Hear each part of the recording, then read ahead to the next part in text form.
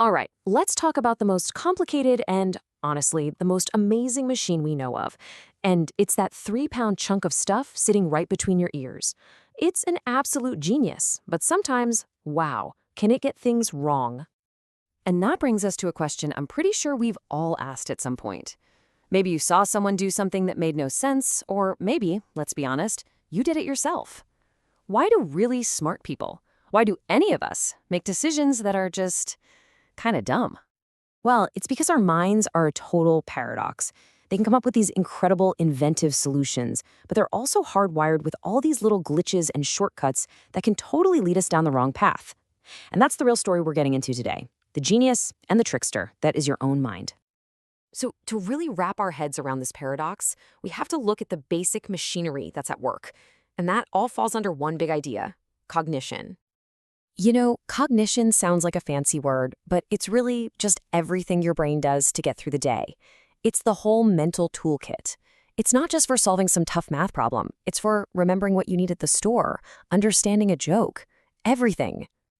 What's so cool is how much our thinking about the brain has changed. We used to have this idea that the brain was like a computer, super logical, just processing data. But that's not the full story. The reality is, it's a lot messier. Our thinking is soaked in our feelings, our fears, our gut instincts. And that's what makes us human, right? Capable of both incredible insights and, yeah, some real blunders. So how does this brilliant but messy brain even begin to make sense of a world that is just infinitely complicated? Well, it starts by getting organized. It creates these little mental file folders for, well, everything. These folders are called concepts. And honestly, without them, we would be completely lost. Just imagine if you didn't have a concept for shake or fish. Trying to explain to someone to shake the anglerfish would be impossible. You'd have to describe every little thing from scratch. Concepts are the mental shortcuts that make thinking even possible. And inside those folders, we have what are called prototypes. So if I say the word bird, what picture just popped into your head? For most people, it's something small and feathery, like robin, right? It's probably not a penguin. That robin is your prototype. It's the perfect go-to example your brain uses to quickly file things away. But, and this is a really big but, prototypes can also be a trap. Let's say a society's prototype for doctor is always a man. That can actually make it harder for people to accept or even picture a woman in that role. It's a perfect example of how our brain's helpful little organizing tool can accidentally lock us into prejudice and outdated thinking. Okay, so that's the brain's filing system. Now let's get into how it actually uses all that information.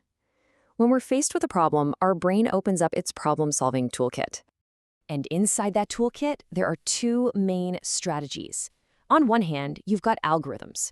Think of this as the instruction manual. Slow, methodical, you follow every single step. It guarantees you'll find the answer, eventually.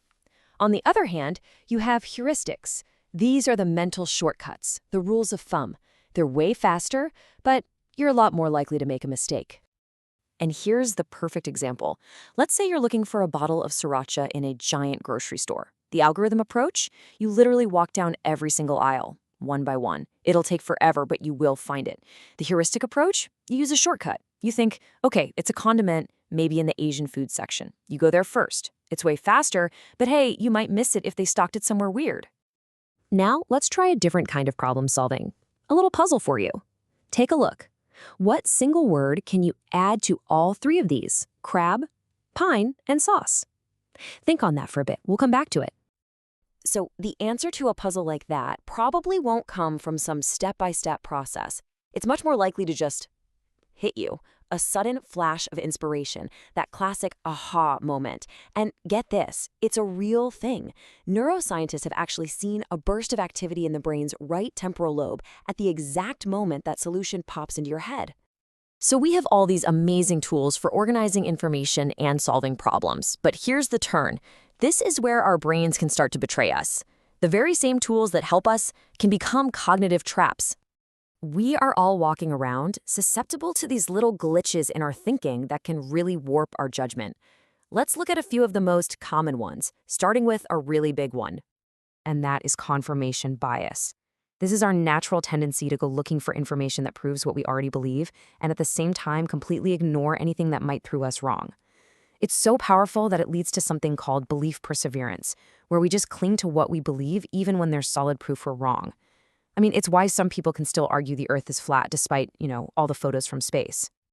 And the thing is, these little mental mistakes are happening to us all the time, usually without us even noticing. So let's get a little better at spotting them in the wild. Okay, here's one.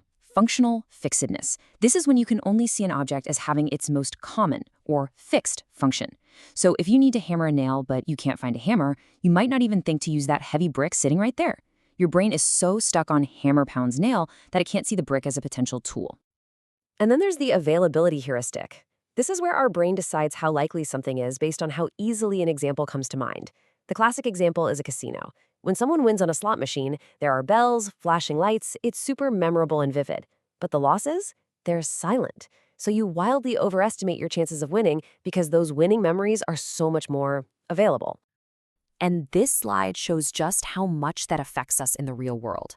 We are terrified of these dramatic, vivid things like shark attacks, which are incredibly rare.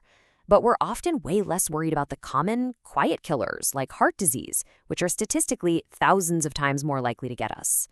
We are just great at fearing all the wrong things. And finally, our brains are so easily manipulated by framing. How you present the exact same information can totally change how we feel about it. For example, a medical procedure that has a 95% chance of survival sounds pretty good. But what if I told you that 5 out of 100 people die from that same procedure? Suddenly sounds terrifying. The fact is identical, but the frame changes everything. Oh, and remember that puzzle from earlier? That aha moment you were looking for? The word is apple. Crabapple, pineapple, and applesauce.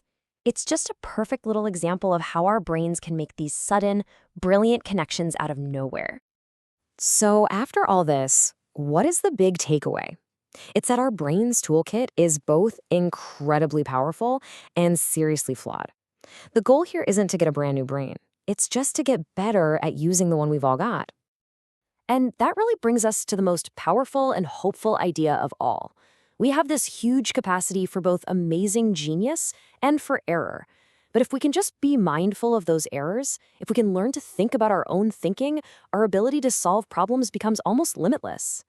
So I'll just leave you with this last question to chew on. Knowing everything we now know about how our minds take shortcuts, get stuck, and frame reality, what obvious truth that you believe in might just be a trick of your own cognitive toolkit?